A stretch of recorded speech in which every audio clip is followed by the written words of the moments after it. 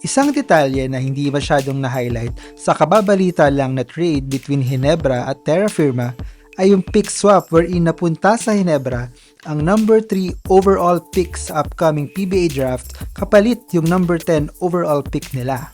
So dahil mas maaga na pipili ang Ginebra, nag-expand na yung pool ng players na pwede nilang piliin sa draft. Magkakaroon na sila ng chance piliin ang athletic forward galing Ateneo na si Kai Balungay. With the loss of Stan Hardinger, siya ang sa tingin kong perfect replacement kung sakaling siya ang piliin ng Ginebra sa draft. 6'7 ang height, athletic pero may tira sa labas. Yung range niya ay nag-extend sa 3-point line. Inside out ang laro niya. He's different in the sense na he can bring you out, he can also play you inside. Ganun siya eh.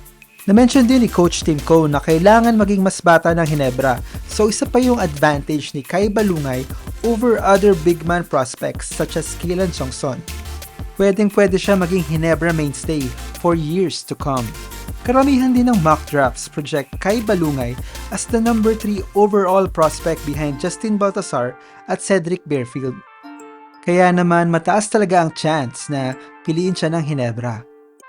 Agree ba kayo na dapat piliin ng Ginebra si Kai Balungay? Share your thoughts sa comment section.